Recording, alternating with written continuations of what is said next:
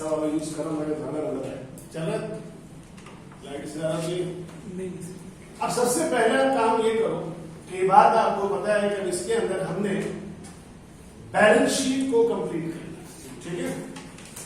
अब फर्ज कीजिए कि आप मुझे बताते जाइए, आपने बैलेंस शीट पर डाली, आपने देखा कि टोटल जो कंटेंट्स हैं एसेट साइड पर कितने हैं, 4, और इक्विटीज एंड लायबिलिटी साइड पे कितने कंटेंट्स हैं, 3, लेकिन उसमें से 2 गिवन है, तो इसका मतलब है 1 गिवन है। तो बैलेंस शीट के टोटल 5 कंटेंट्स हैं जो आपको क्या करने हैं, फाइंड आउट करने। अब जब आपने ये नजर डाली तो अगली नजर ये डालिए कि आखिर इसके लिए दिया हुआ क्या है, यानी इन बातों पे पहुंचने के लिए गेट इंफॉर्मेशन क्या है, जो मैंने आपको लिखवाया था। एक नंबर को मुझे बताइए कि डेटा आपको क्या क्या दिया गया। पहला क्या है, total debt to equity ratio, total debt to equity ratio equity कितना, 0.50। 50 एक आदमी को बोलते ताकि समझ में आए मुझे आसानी से, 0.50:1, ठीक है। ध्यान में रखो 0.50 पर के बाद 1 ना भी लिखे तो अंडरस्टूड है कि ये 0.50 है, तो ये 1 पेपर के लिए बता। इसी तरह हो सकता है कि ये पॉइंट को ना इस्तेमाल करें बल्कि 50% इस्तेमाल करें। उस सूरत में क्या मतलब होगा, इसमें है ना कि 1 रुपए में 50 पैसे, तो उसमें होगा 100 रुपए में 50 रुपए। बात एक ही है, परसेंटेज में कहे या पॉइंट में कहे। एक दफा एक सवाल आया, उसने लिखा 50 पैसा इन अ रूपी, क्या मतलब हुआ, 1 रुपए के 50%। 1 रुपए में कितने पैसे होते हैं, 50 पैसे इन अ रूपी का मतलब 50%, या 40 पैसा इन अ रूपी का मतलब ये हुआ 40%। रुपए में भी 100 होते हैं। तो ये ध्यान में रहे कि कभी भी आपको मजीद मुश्किल में डालने के लिए इस तरह से भी इम्तिहान ले सकता है। दूसरा point, cost of goods sold, yes sir, 1.50 10 lakh 50 control 10 lakh 50। फिर टोटल सेल्स कितना, 15 लाख या 1.5 मिलियन। आगे बोलो, एवरेज कलेक्शन पीरियड क्या है, ये कुछ और ये है क्या, ये एवरेज कलेक्शन पीरियड कौन सा रेशो, कौन से अकाउंट कलेक्शन का क्या मतलब होता है, वसूल कौन सी चीज होती है, अकाउंट रिसीवेबल, तो ये है अकाउंट रिसीवेबल टर्नओवर। समझे, कलेक्शन से पकड़ो ना, कलेक्शन क्या होता है, कौन सी चीज कलेक्शन होती है, account receivable. Average collection period यानी कितने दिनों में कलेक्शन होती है, तो क्या है ये, अकाउंट रिसीवेबल टर्नओवर। फिर क्या है, इन्वेंट्री टर्नओवर 48 डेज। आगे एसिड टेस्ट रेशो, यानी कौन सा रेशो है, एसिड टेस्ट रेशो किसका नाम था, क्विक रेशो, कितना 7:5:1। बस अब आपने 6 इंफॉर्मेशन है, 5 हिडन फिगर्स को फाइंड आउट करना है, ठीक। मेमा कभी भी इसके लिए कोई थंब रूल नहीं बता सकता कहां से शुरू करना, लेकिन इस सवाल में ये एक ऐसा उलझा हुआ धागा है जिसका अगर सिरा हाथ में आ जाए तो समझो एक को सुलझाया नहीं, अगला खुद सुलझेगा, उससे अगला खुद सुलझेगा। शुरू ही सबसे बड़ी चीज है, लेकिन कोई हार्ड एंड फास्ट रूल नहीं है कि कहां से शुरू करें, किस चीज को पहले कैलकुलेट करना शुरू करें, ये हम नहीं कह सकते, मगर कुछ टैक्टिक्स होती हैं जो इस्तेमाल की जाती है हमेशा। तो एक टैक्टिक ये है कि हमेशा वहां से शुरू करो जहां कुछ मौजूद है। क्या मतलब, एसेट साइड में कुछ मौजूद है, नहीं। क्या इक्विटी साइड में कुछ मौजूद है, यस। दूसरी प्रैक्टिस ये है, कहते हैं कि ज्यादा रेशोज एसेट साइड के थे या इक्विटी साइड के थे। ऐसे तो वैसे देखो तो एसेट्स के थे, लेकिन करंट एसेट और फिक्स एसेट डायरेक्टली बहुत कम इन्वॉल्व थे, लेकिन करंट लायबिलिटी इन्वॉल्व था, लॉन्ग टर्म लायबिलिटीज इन्वॉल्व थे, या टोटल लायबिलिटीज और इक्विटीज बार बार इन्वॉल्व थे। तो ज्यादा बेहतर हुआ करेगा कि हमेशा इसको आगाज कहां से करो, इक्विटी साइड से, और उसके बाद पहुंचो एसेट साइड।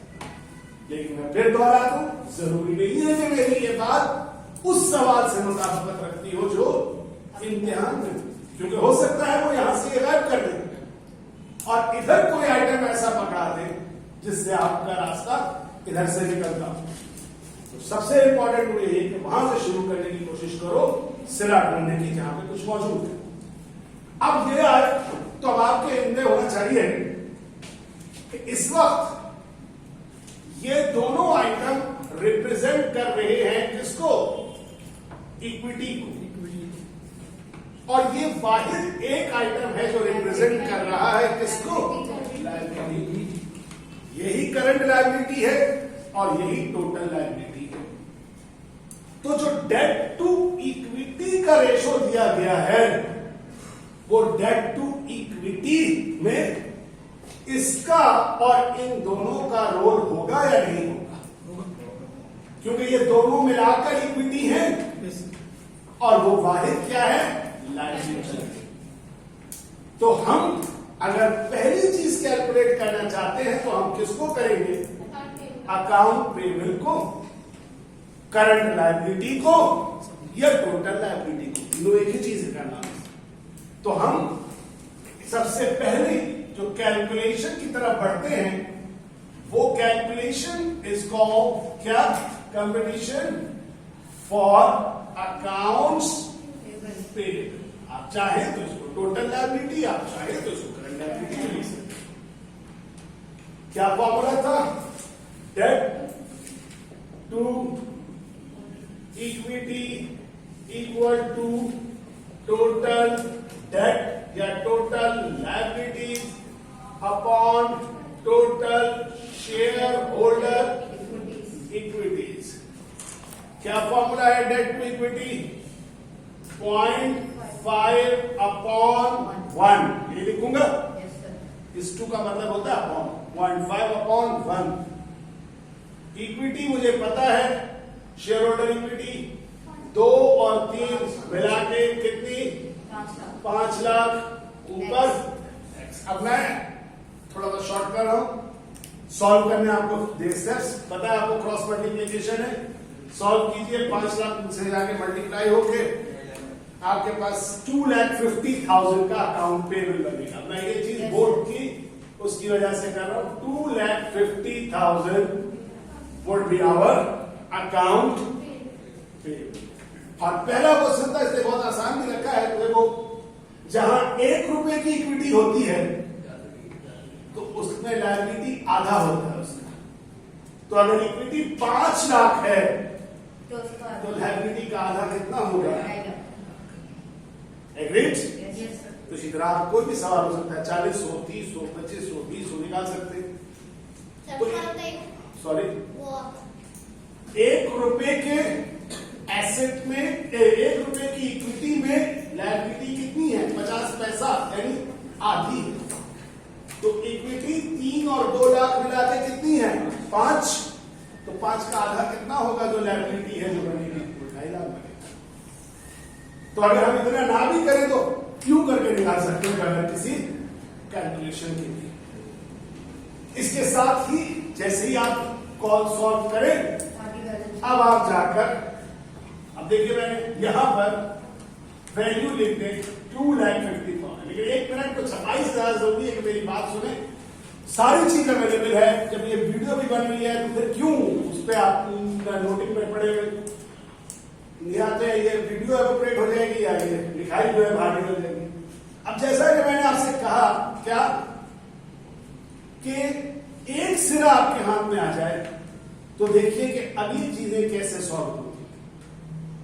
एक कैलकुलेशन आपको 2 मजीद कैलकुलेशन के 2 मजीद फिगर्स की तरफ ले जाता है।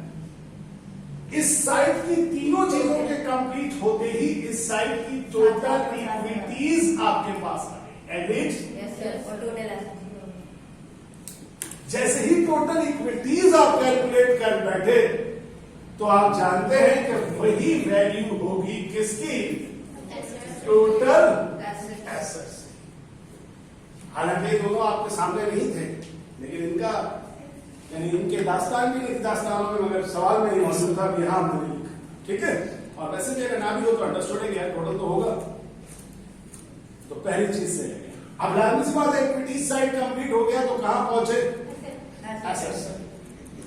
अब चूंकि हमें मालूम है कि एसेट साइड्स पे ज्यादातर जो आइटम है इन चारों में से कौन से आइटम थे जो रेशोज में हम पढ़ रहे थे? क्या कैश को किसी रेशो में पढ़ रहे थे इंडिविजुअल हालत में? तो कैश इंडिविजुअल हालत में नहीं होता था।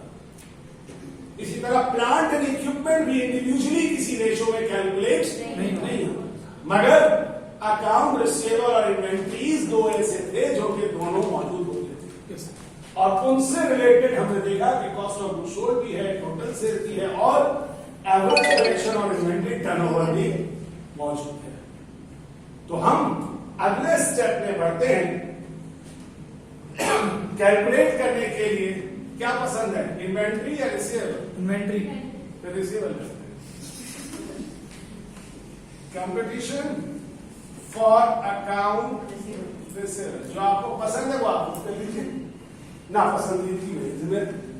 सर यही मुझे पसंद है, तभी उल्टा बोल आपको बचा के। तो अकाउंट रिसीवेबल के लिए क्या फॉर्मूला था? डायरेक्ट काम याद रखना, इसमें एवरेज का मसला नहीं है। क्यों? क्योंकि कोई ओपनिंग पैडिंग है, तो आपको एक दफा जो फॉर्मूले में लिखवाया जाए कि जब बिगिनिंग और क्लोजिंग नहीं हो तो जो एवरेज है वो एंडिंग है। तो अगर मैं ये फॉर्मूला यूं लिखूं, क्या कि account receivable turnover equal to sales net या टोटल व्हाटएवर, क्योंकि याद रखिएगा कि नॉर्मली यहां जो सेल्स आती है ना वो क्रेडिट सेल्स आती है। इस वक्त चूंकि सेल्स है और वो टोटल है तो यही लेंगे क्योंकि क्रेडिट सेल अवेलेबल नहीं। लेकिन इन नॉर्मल कंडीशन में यहां पर हमेशा कौन सी सेल आएगी? तो अगर किसी क्वेश्चन में टोटल और क्रेडिट सेल हो तो इस जगह पर हमेशा आएगी कौन सी सेल? Credit sale. लेकिन अगर सेल्स एक ही हो और उसके आगे कुछ ना लिखा हो तो फिर यही अज्यूम होगा कि सबके सब क्रेडिट है। तो सेल्स डिवाइडेड बाय एवरेज की जगह यहां पर एंडिंग अकाउंट से ओके, जब एवरेज नहीं निकाल सकते तो एंडिंग। अब जरूरत नहीं है ना, क्या था कलेक्शन पीरियड? 30 डेज लिखा हुआ था, 360 डेज को एज्यूम करिएगा, और नॉर्मली अगर पॉइंट में आए तब भी आप 360 डेज को ही एज्यूम करके चलिएगा। तो पहला काम कीजिए, टाइम में ऐसे डायरेक्ट कन्वर्ट कीजिए। कैसे? 360 को डिवाइड करिए 30 से, 360 डिवाइडेड बाय 30 यानी 12 टाइम्स आ गए यहां पे। ठीक, इक्वल टू सेल्स की फिगर थी 15 लाख या 1.5 million. Agreed? Yes sir. X ending account receivable arrange कर लीजिए, 15 लाख डिवाइडेड बाय 12 कितना बनता है? 25, 1,25,000। इसी को ले जाके आप इस जगह पर प्लेस कर दीजिए, 1,25,000। Any problem? पक्की बात। तीसरी चीज की तरफ बढ़ते हैं, कंपटीशन फॉर इन्वेंट्री। अभी करवा चुका हूं, inventory turnover cost of goods sold upon ending inventory. Confuse तो नहीं हो रहे एंडिंग से? एवरेज नहीं है तो एंडिंग। कितना डेज? 48 डेज। 360 को 48 से डिवाइड कीजिए, अपनी कैलकुलेटर की बैटरी इस्तेमाल कीजिए, बहुत जमा हो गई। 7.5 cost of goods sold 1050 x change it 1050 divided by 7 5 sorry 1,40,000 1,40,000 inventory में पहुंच गए 1,40,000। कोई हैरानी, कोई परेशानी? नॉर्मल है। ओके, क्या रह गया? किसको बड़े निकालने के लिए पहले, कैश को या प्लांट एसेट्स को? Plant assets, plant assets. पहले प्लांट एसेट निकालें फिर कैश निकल जाएगा। चलो आजा निकालते हैं। कर दो भाई। प्लांट एसेट्स किसी भी नॉर्मली जो भी हमने 25-26 रेशो पढ़े, कहीं पर fix asset, plant asset directly किसी भी रेशो में आया? क्या आ रहा था? कैश आ रहा था। क्या कोई ऐसी गिवन रेशो है जिसमें कैश का वजूद होता था? एसेट टेस्ट रेशो में क्या होता था? Quick asset upon current liability. तो क्विक एसेट का पार्ट होता था क्या? लेकिन कैश डायरेक्ट नहीं होता। तो हम कैश को पहले कैलकुलेट करने के लिए पहले कैलकुलेट करेंगे क्विक एसेट। लेकिन क्या हम क्विक एसेट कैलकुलेट कर सकते हैं? नहीं, कैश ही नहीं।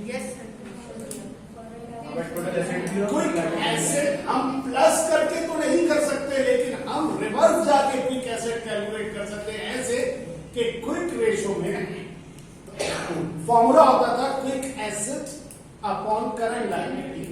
तो मेरे पास करंट लायबिलिटी मौजूद है और मेरे पास क्विक रेशो मौजूद है। तो जब क्विक रेशो और लायबिलिटी मौजूद है तो तीसरा आइटम क्विक एसेट निकल आएगा। और जब क्विक एसेट निकल आएगा तो क्विक एसेट में वही तो आइटम हो गई है। तो उसमें से अगर अकाउंट में से हटा दें तो मेरे पास क्या आ जाएगा?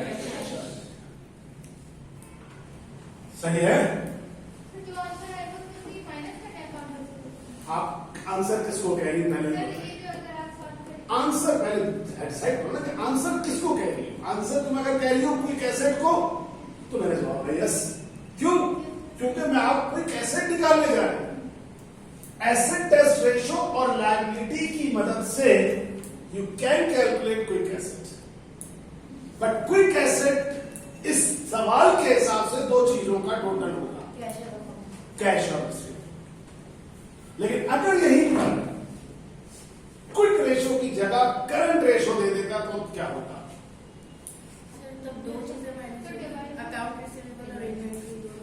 क्या चीज फाइंड आउट करते पहले? अगर करंट रेशो देता तो पहले क्या निकालते? जैसे क्विक रेशो में तुमने क्विक एसेट निकाला, करंट रेशो में तुम क्या कैलकुलेट करते हैं? जोर से बोलिए जरा। करंट एसेट कैलकुलेट करते हैं। अगर करंट रेशो होता और लायबिलिटी होती, करंट लायबिलिटी है, तो हम क्या निकालते? Current asset. लेकिन जब करंट एसेट आता तो हम जानते हैं कि करंट एसेट में इन तीनों का टोटल शामिल होगा। तो उसमें सिर्फ अकाउंट रिसीवेबल माइनस नहीं होता, उस टोटल से इन्वेंट्री भी माइनस होता, रिसीवेबल भी माइनस होता, तब जाके क्या आता? कैश। आई बात समझ में? इसका मतलब नहीं आई? अभी पहली वाली बात आपकी समझ में आ गई? तो भाई हम यही तो आपसे कह रहे हैं, अगर थोड़ी देर के लिए फर्ज करो कैश की फिगर गिवन है, सही, तो पूछूं कि इन तीनों में क्विक एसेट में कौन सी चीजें शामिल होंगी, तो आप कहेंगे पहले दो। करंट एसेट में कौन सी चीज शामिल होंगी, तो पहले तीन। तो भाई जब तीन शामिल होंगे और करंट एसेट निकालोगे तो इन दोनों को माइनस करोगे तब पहुंचोगे ना कैश पर। तो यही तो कह रहा हूं कि इस वक्त क्विक एसेट दिया हुआ है या कह लो क्विक रेशो दिया हुआ है, तो क्विक एसेट निकालते हो तो क्विक एसेट में से अकाउंट रिसीवेबल हटा दो, कैश में पहुंचोगे। लेकिन अगर करंट रेशो होगा तो करंट एसेट आएगा, तो करंट एसेट में से ये तीनों का टोटल होगा ना, तो उसमें से ये दो हटा दोगे तो तीसरा निकल आएगा। कैसे? तो पहले वाले तरीके से कर देते। यानी हमारा असल कैलकुलेशन किस चीज की हो रही है? हम क्या निकाल रहे हैं? Competition for cash. लेकिन उसके लिए पहले क्विक एसेट और क्विक एसेट या के लिए क्विक रेशो या एसेट टेस्ट रेशो, फॉर्मूला है quick asset upon quick ratio दिया हुआ है 0.75 upon 1। Quick asset x, current liability 2,50,000। Arrange करते हैं, दोनों क्या हो जाएंगे, मल्टीप्लाई। क्या बनता है क्विक एसेट, डायरेक्ट लिखवा दीजिए। 2,50,000 को 0.75 से मल्टीप्लाई कर दीजिए। अब ये याद ये कर दीजिएगा, और अगर ये नहीं आता है तो भाई मैं नहीं सिखा सकता, तो मुझे खुद नहीं आता। कितना, 1,87,000 क्या है वो। और अभी हमने कहा कि क्विक एसेट में दो चीजें थी, कौन सी दो चीजें,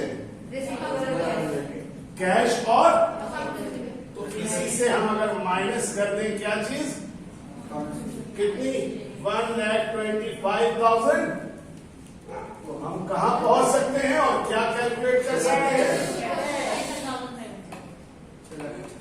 62,000। यहां जाके हम कैश लिख सकते हैं 62,500। लेकिन क्या हम प्लांट एसेट के लिए कोई रेशो दिया हुआ उन्होंने, क्या प्लांट एसेट नहीं आएगा। सर टोटल करके माइनस करके। हाँ भाई मोहसिन, प्लांट एसेट कैसे आएगा, किसको,